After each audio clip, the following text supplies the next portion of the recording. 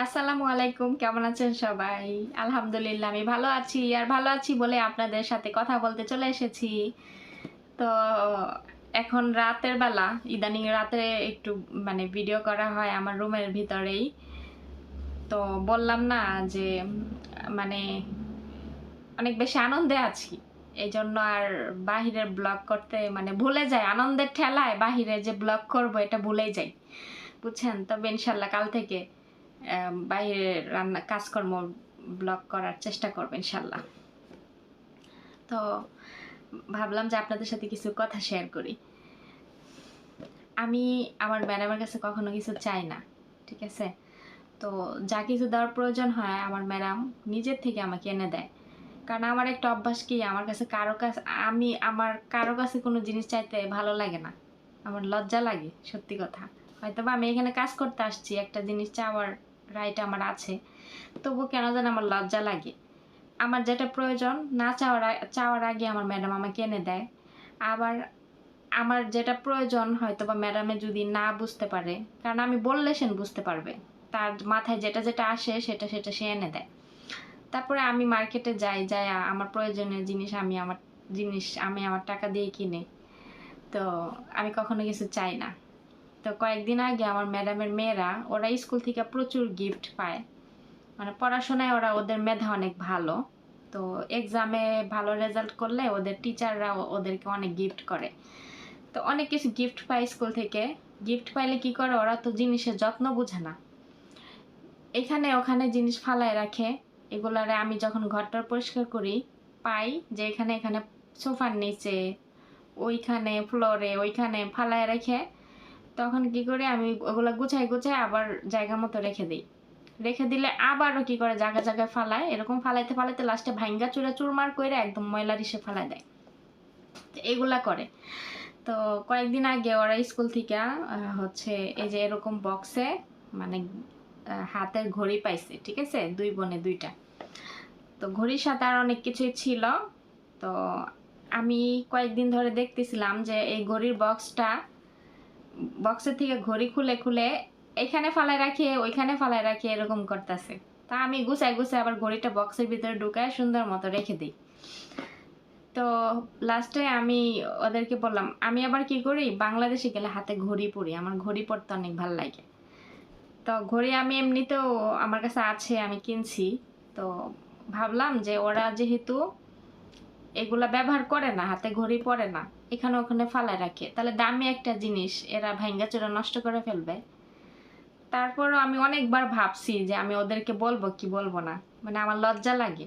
তারপরও লাস্টে বললাম যে না, হয়তোবা বলে দেখি।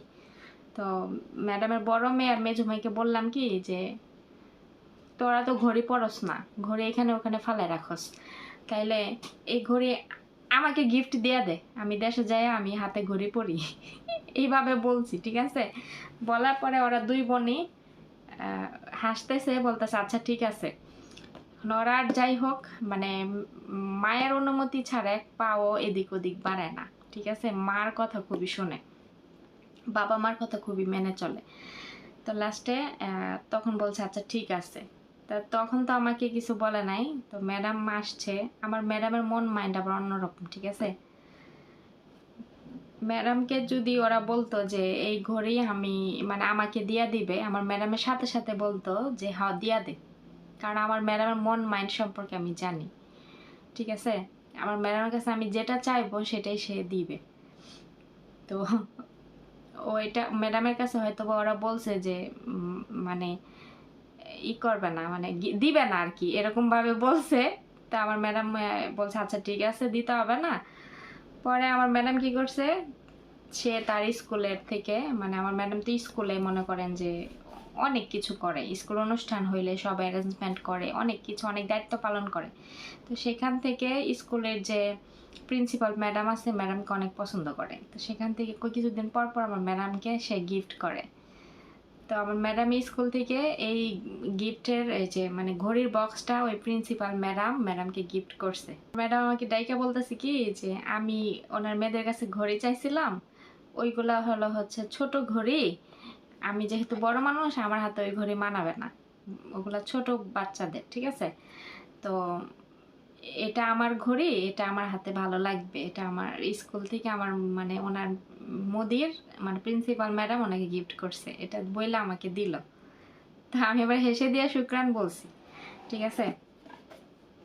তো এই যে ঘড়িটা, এই যে, তো এটা আমার কাইটা ছোট করতে হবে দেশি নিয়ে, কারণ এটা এত বড়, আমার মোটা হাত না, আমার হাত চিকন।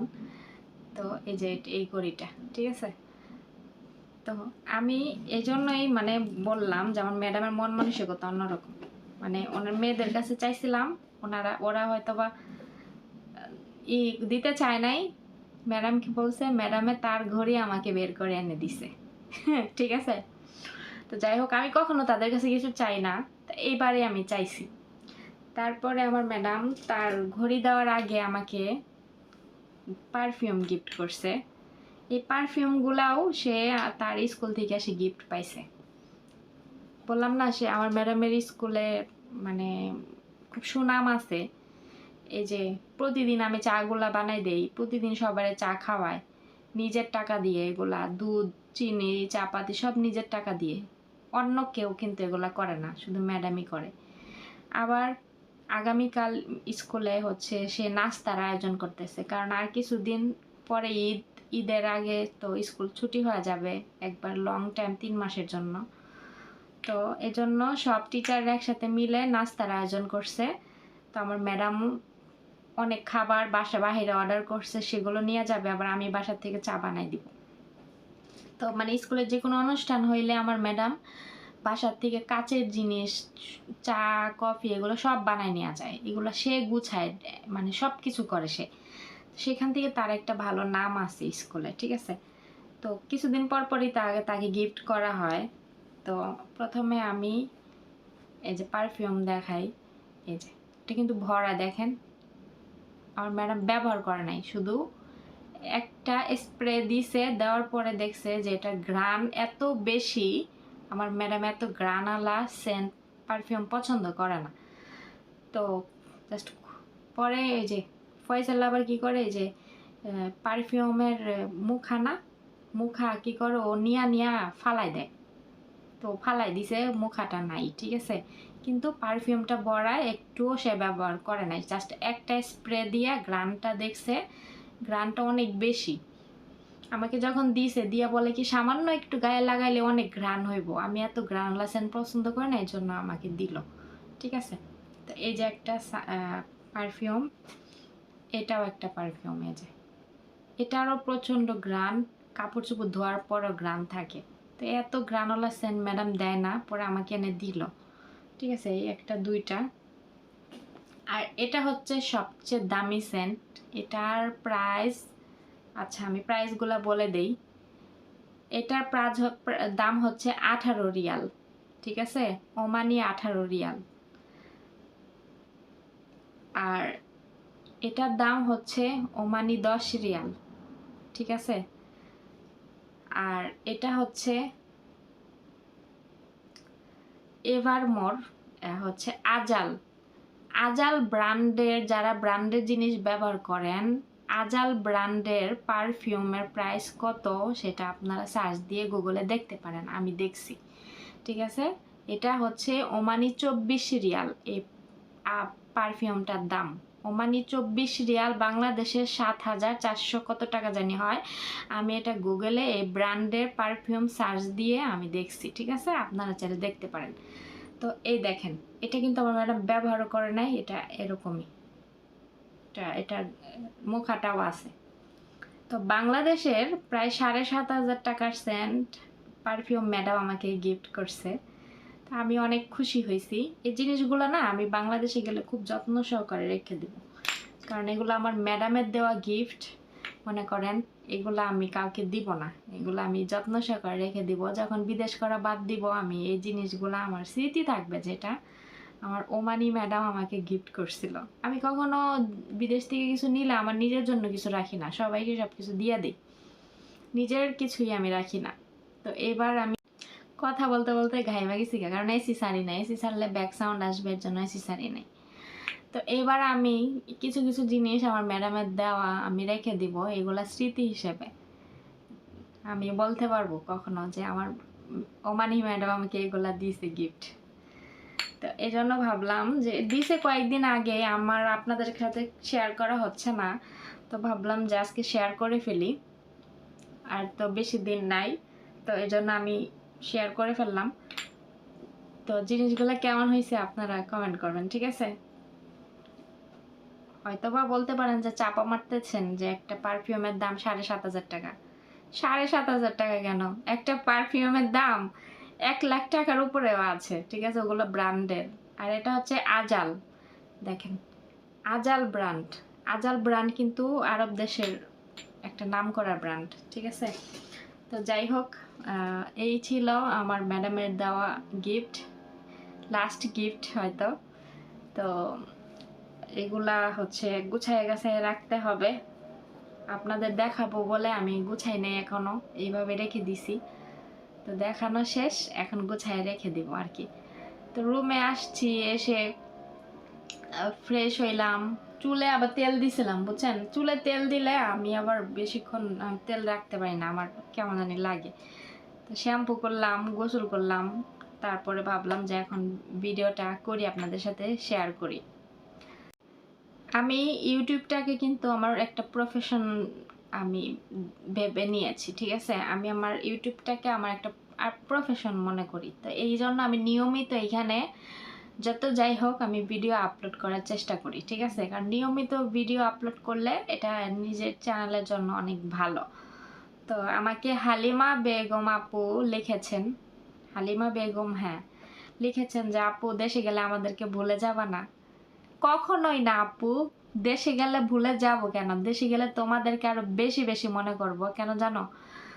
কারণ আমি নিয়মিত কি করছি, কি খাচ্ছি, কোথায় যাচ্ছি, কি কেনাকাটা করতেছি, সব কিছুই আমি ভিডিও করব। কারণ সর্বপ্রথম আমার মাথায় এই জিনিসটাই থাকবে যে আমি আমার ভিডিও করতে হবে, আমার আপুদের সাথে শেয়ার করতে হবে, ঠিক আছে? তো সব কিছুই আমি ভিডিও করে শেয়ার করব। তো সেক্ষেত্রে তো মানে তোমাদের সবাইকে আমার মনে থাকবেই, এটাই স্বাভাবিক, তাই না?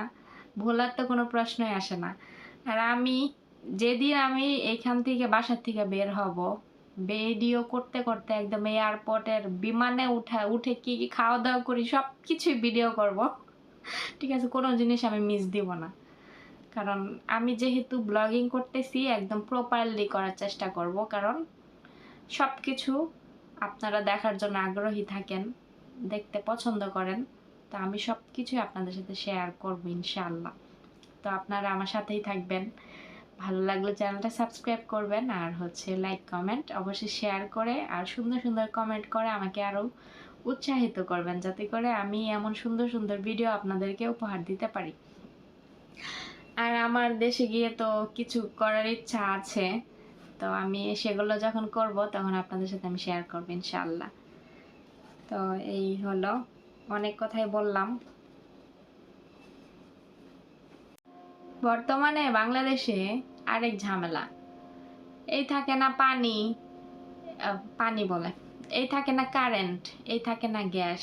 এই যে আজকে আমাদের সাভারে গ্যাস চলে গেছে, মানে বলছে রাত 11টার সময় গ্যাস নিবে, আগামীকাল সারা দিন গ্যাস থাকবে না, বিকেলে গ্যাস আসবে।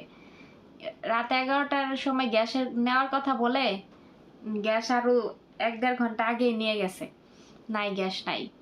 ভাগ্য ভালো আমার মা রান্না বান্না করছে, করা শেষ, পরে গ্যাস চলে গেছে। রান্না বান্না না করতে পারলে কিনা খাইতে হইতো, কি করার?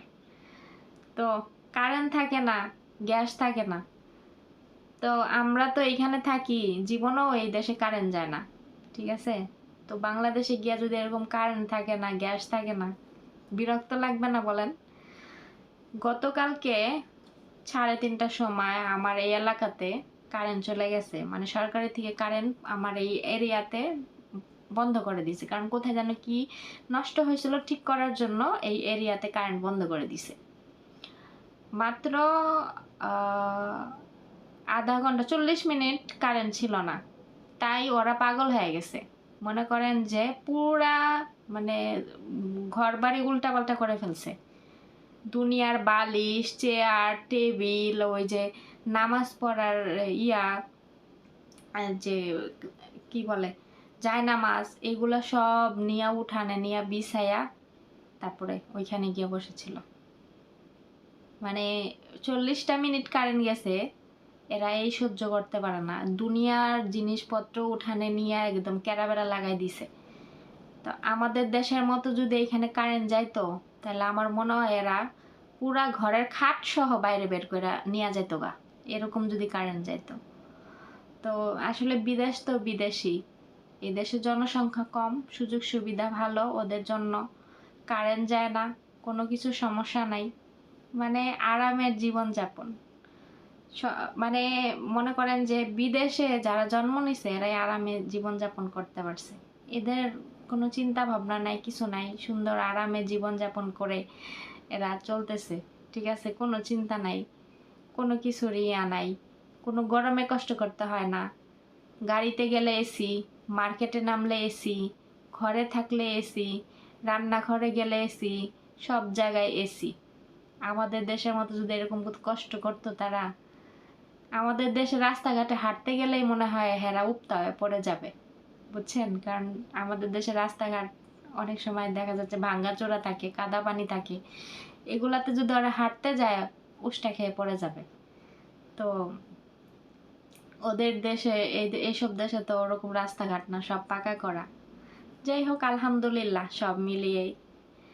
অনেকে আপুরাই আমাকে বলেন যে আমার এখানে স্যালারি, আমি 10 বছর থাকার তুলনায় স্যালারি অনেক কম। আসলে স্যালারি কম বেশি আমি এগুলা আমি মাথায় নেই না, কেন জানেন? কারণ শান্তিটাই বেশি।